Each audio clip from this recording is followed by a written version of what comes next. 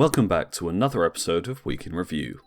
Let's take a look at OCS updates, CitizenCon 2948, and the 3.7 roadmap. So at number 8, we have the 3.3 OCS update. OCS has been available in the PTU for a little while now, and CRG are very happy with how it's going.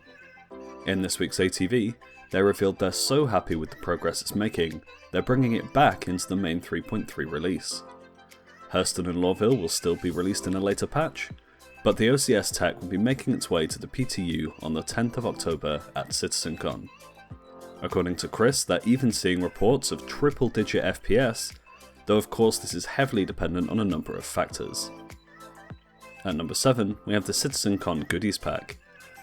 As we draw into the week of CitizenCon, all tickets have now been sold. That said, you can still pick up the digital Goodies Pack, giving you an in-game duster jacket, trophy and weapon, and access to purchase exclusive CitizenCon merchandise for just $10 on the RSI website. At number 6, we have the roadmap update. It's been a very busy week over at CIG as they round off 3.3 development ready for CitizenCon. 7 tasks moved to completion, leaving just 10 left to complete. If those numbers don't sound quite right from last week, it's because CRG have moved a number of items back from the 3.3.5 patch into the main 3.3 release. Many of the core tech tasks find themselves back in the main 3.3 patch and should be ready to go on Wednesday. The tasks with the least progress towards completion are OCS at 33%, Performance Optimization at 49%, and the RSI Constellation Phoenix at 67%. That said, at this stage I wouldn't expect any of these to miss the main release. No negative progress this week, leaving us at an overall 94% completion for this release. Looking ahead, 3.3.5 gained 4%, taking it to an overall 92% completion, almost as much as the main 3.3 release. Only 3 tasks remain with work to be completed, being no-fly zones at 79%, Lawville at 90%, and Hurston at 84%. CRG wants to get OCS in and stable before they release these, and they said they'd come in the near future. Looking at 3.4, work appears to be frozen this week as the company ramps up for the next PTU and for CitizenCon, with no further work being completed on this release. And that's all for this week's roadmap. 3.3 looks to be heading out on time, and work for 3.4 should commence shortly after CitizenCon. We should see another round of planning very soon to reveal the details for Alpha 3.7. At number 5, we have lore content. This week's lore post keeps in true Star Citizen style, giving us the details of the upcoming CitizenCon in an installment of Empire Report. Citizens may not be aware, but the CitizenCon event is as much an in-lore event as it is a physical one.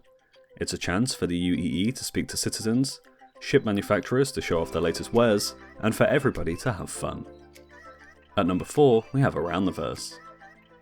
This week's ATV gives us yet another look into the ongoing development of the 3.3 updates and the things to come. The chat system continues to see work, with channels, settings, and the UI all being worked on and updated.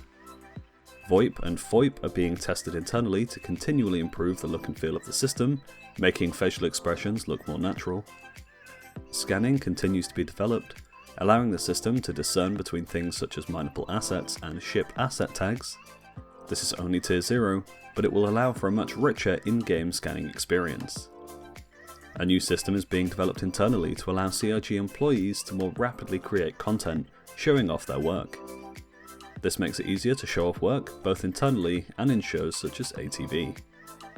Grimhex finally sees its elevator system fixed, with the number of accidental deaths due to elevator mishaps being vastly reduced. There's another new internal tool, improving UI systems and making it easier to develop UI and screens in the verse. It's not 100% complete at the moment, but the first few elements are now functional and are reducing the amount of time it takes to iterate on the UI. Prosthetic limbs are also seeing their way into the verse, with Recco Battaglia having her leg built out, ready for her implementation in 3.3. And that's all for ATV this week. We should be seeing the last few elements in the PTU next week, releasing alongside CitizenCon. At number 3 we have RTV. This week skipped RTV, as CIG were testing their streaming setup in preparation for CitizenCon. As such, there's nothing to cover for this week, but I'm sure you're all as excited as I am for CitizenCon. At number 2, we have the CitizenCon details. This year's event will be held at the Long Center in Austin this Wednesday, kicking off at 12:30 PM CDT.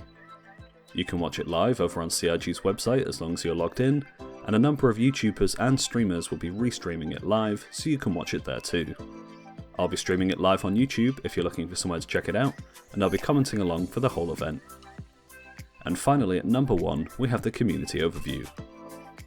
As expected, the hype train picks up speed this week, with citizens expected to see what CitizenCon and the Alpha 3.7 roadmap will hold.